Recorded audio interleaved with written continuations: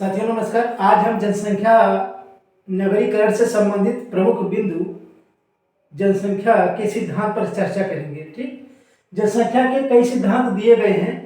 जनसंख्या कैसे वृद्धि होती है, जनसंख्या में जनसंख्या कैसे नियंत्रित होती है, इन्हीं बिंदुओं की चर्चा इसमें की जाएगी। ठीक, तो आज हम जो है जनसंख्या सिद्धांत में सबसे पहला हम सिद्धांत लेते हैं माल्थस का सिद्धांत। ठीक, तो सबसे पहले देख लेते माल्थस थे कौन। माल्थस जो थे इंग्लैंड के अर्थशास्त्री थे।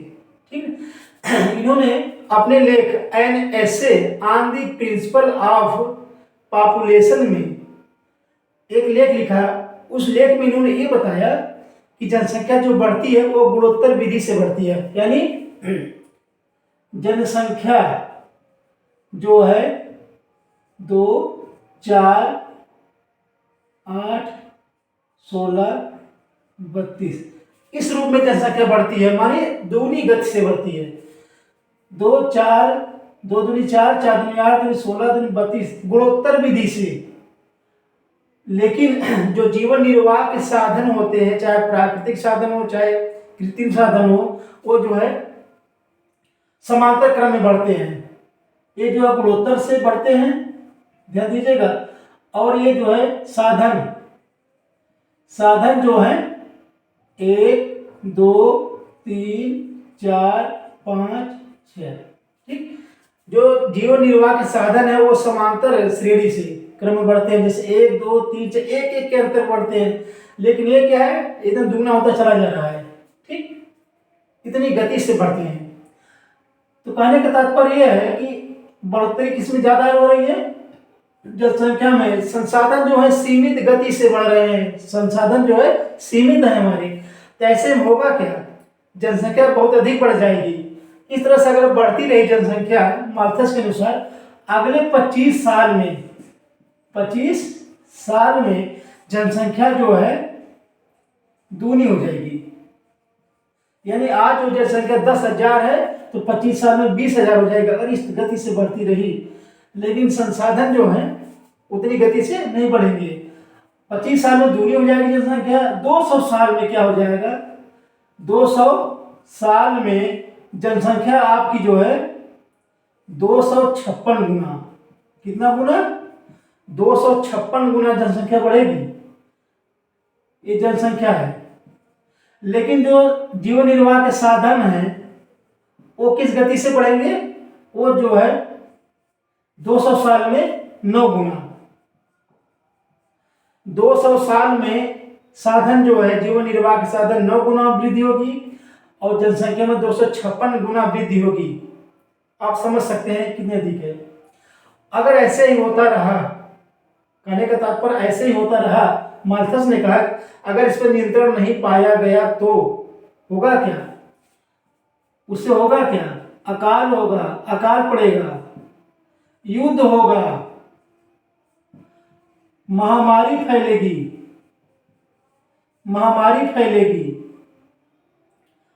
आपदा आएगी। इस प्रकार की प्राकृतिक समस्याएं जन्म लेंगी। होगा क्या, अधिक मृत्यु होगी। उस समय अधिक मृत्यु होगी। तो ये जो है ये प्राकृतिक कारण है। इन प्राकृतिक कारणों से मृत्यु होगी। क्या होगी, मृत्यु होगी। फिर क्या होगा, जनसंख्या जो है नियंत्रित हो जाएगी, जनसंख्या नियंत्रित हो जाएगी। देखिए, इतने वृद्धि के बाद भी अगर नियंत्रण नहीं पाया गया तो अकाल, युद्ध, महामारी, आपदा सब फैलेगी। ऐसे होगा, मृत्यु होगी लोगों की और जनसंख्या जो अपने आप नियंत्रित हो जाएगी। कहने का तात्पर्य यह है इनका कि जनसंख्या नियंत्रण में जो है प्रकृति का योगदान रहेगा, प्रकृति का योगदान रहेगा। अब आइए मार्क्स की चर्चा कर लेते हैं। मार्क्स ने जनसंख्या, आप ध्यान से सुनते रहिए, हम समझाते हैं इसमें। मार्क्स ने जनसंख्या सिद्धांत, जनसंख्या नियंत्रित कैसे कहा, जनसंख्या कैसे बढ़ती है। इन्होंने कहा, ये इनकी यूरोपीय व्यवस्था थी, उस आधार पर इन्होंने कहा था। इन्होंने कहा था कि 2 वर्ग होंगे, 2 वर्ग हैं। कौन कौन, एक जो है गरीब, एक जो है अमीर। ये जो है साधन संपन्न है, इनके पास साधन का अभाव है, ये लोग इनके यहाँ काम करेंगे। अमीर के यहाँ। अमीर क्या करेंगे, इनको जो अल्प मजदूरी देंगे, थोड़ी सी मजदूरी देंगे। ठीक, इनमें क्या होगा, गरीबी बढ़ेगी। इधर क्या होंगे, अमीर होंगे। जहां गरीबी होगी वहां जो है जनसंख्या बढ़ेगी, जनसंख्या बढ़ेगी। ठीक, जनसंख्या बढ़ेगी तो क्या होगा, अनेक प्रकार की समस्याएं जन्म लेंगी। इनके कहने का तात्पर्य यह है कि जनसंख्या वृद्धि का जो सिद्धांत है, जनसंख्या बढ़ने का जो सिद्धांत है, वो जो है अमीरी का प्रतिफल है। अमीरी ये जो है खराब चीज है, गरीबी भुखमरी आदि के लिए अमीरी खराब चीज है। इन्हीं अमीर लोगों के कारण ही जनसंख्या विस्फोट होता है। ठीक, ये है, ये मार्क्स सिद्धांत है। अनुकूलतम जनसंख्या का सिद्धांत जो आता है, इसमें देखिए बहुत ही इंटरेस्टेड ये भी है, इधर से बता देते हैं। अनुकूलतम जनसंख्या, आप इसमें लिखा तो मत जाइए, हम समझा दे रहे, सुन लीजिए। अनुकूलतम जनसंख्या सिद्धांत, इसमें क्या था, ध्यान दीजिएगा। इसमें इनके कहने का मतलब यह था, संसाधन आपके इतने हैं, संसाधन आपके इतने हैं, इतने में आप अच्छे से रह सकते हैं, संसाधनों का प्रयोग कर सकते हैं। ठीक, लेकिन इसके लिए अगर 10 लोगों के पास मतलब एक जो है सुविधापूर्वक संसाधन है, अगर आपकी जनसंख्या 9 है तो अभी भी संसाधन आपका एक संसाधन बच जाएगा। हम सिंपल भाषा में समझा गए। ठीक, संसाधन के पूर्ण उपयोग के लिए, ठीक, प्रति व्यक्ति आय में वृद्धि के लिए 10 लोग चाहिए। कितने लोग चाहिए, 10 लोग चाहिए, 9 लोग 8 लोग नहीं। यानी कहने का तात्पर्य है, संसाधनों का भरपूर उपयोग, भरपूर दोहन करने के लिए एक बिंदु होगा जहां पर जनसंख्या आकर के रुकेगी, जहां पर जनसंख्या का टिक जाएगी। यानी उस समय प्रति व्यक्ति आय जो है, प्रति व्यक्ति आय अधिकतम होगी। क्या होगी, अधिकतम।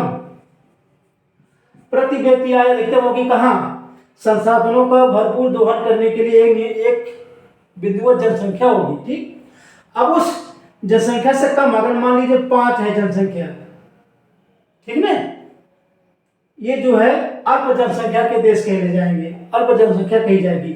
अगर जनसंख्या अनुकूलतम, एक अनुकूलतम बिंदु है, अगर उस अनुकूलतम बिंदु से जनसंख्या मान लीजिए 12 हो गई, अनुकूलतम बिंदु क्या था, 10 था, 12 हो गई, इसको कहा जाएगा कि जनसंख्या विस्फोट कह दीजिए या जनसंख्या अनियंत्रित कह दीजिए, यानी जनसंख्या अधिक है और जनसंख्या कम कहाँ पे है, अनुकूलतम बिंदु से नीचे।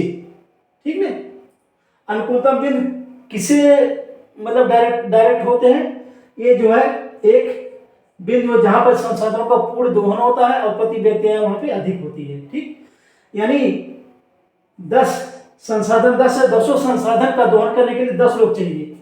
5 लोग हैं तो निम्न जनसंख्या, 10 से अधिक लोग हैं तो ये अधिक जनसंख्या कही जाएगी। ठीक, अनुकूलतम जनसंख्या, इस सिद्धांत को देने वाले जो है केनन थे।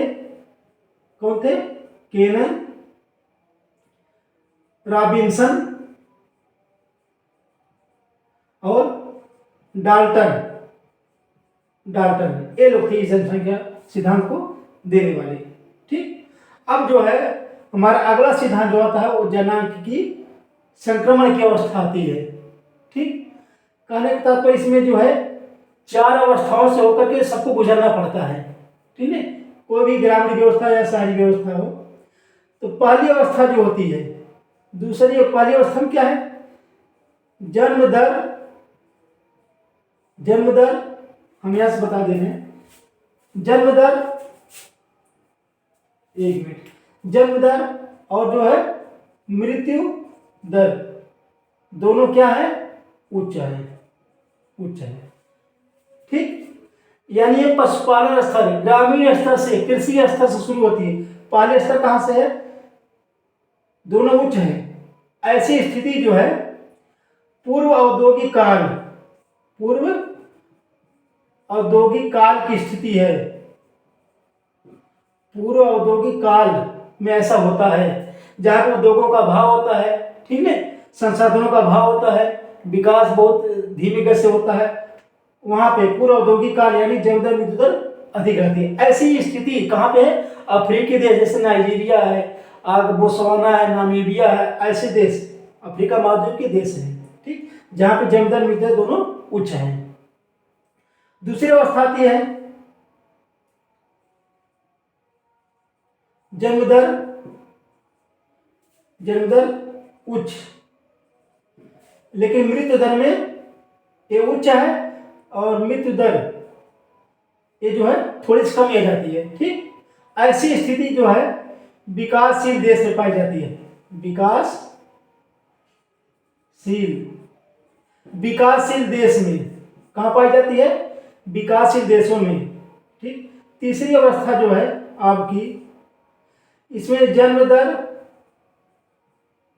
और मृत्यु दर दोनों में कमी होती है, दोनों में कमी, जन्म दर और मृत्यु दर दोनों में कमी होती है। ऐसी स्थिति जो है आपका एशियाई देशों में जैसे भारत, चीन, इंडोनेशिया आदि देशों में ऐसी स्थिति पाई जाती है। अब जो आपके सामने चौथी कंडीशन है, चौथा कंडीशन आपका जो है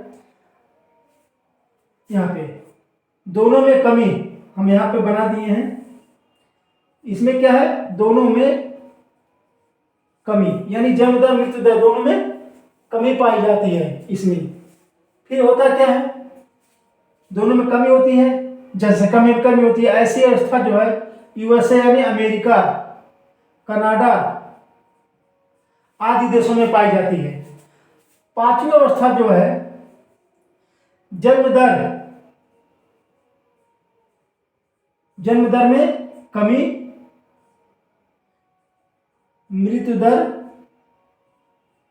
ठीक, इसमें भी कमी, लेकिन जो है जन्म दर मृत्यु दर से भी कम होता है। जन्म दर जो है मृत्यु दर से भी कम होता है। ऐसी स्थिति में जनसंख्या जो है कम होने लगती है। ये जो है बहुत से देशों की चिंता का विषय बन, जैसे दक्षिण कोरिया है, ठीक, बेल्जियम है, दक्षिण कोरिया, बेल्जियम आदि देश हैं। इनकी समस्या कैसे जनसंख्या बढ़ाई जाए, यहाँ पे देश जो है परेशान है जनसंख्या घटाई, इनकी समस्या जो है जनसंख्या कैसे बढ़ाई जाए, ठीक। इस अवस्था को पांचवी जो अवस्था है इसको जो है जनांकिकी अपर्दन कहते हैं। जनांकिकी अपर्दन, हम जो चीज बोल रहे हैं वो चीज लिख भी रहे हैं, ठीक है। अपर्दन, जनांकीय अपर्दन कहते हैं, या इसको जातीय संहार भी बोलते हैं, ठीक। तो इस टॉपिक में बस इतना ही था, बहुत ही इंपॉर्टेंट टॉपिक था, इसको आप लोग समझ गए होंगे। थोड़ा लिखावट भले रहे लेकिन हम लोग जो चीज लिख रहे थे वो चीज बोल भी रहे थे, इसलिए कोई दिक्कत नहीं होनी चाहिए आपको।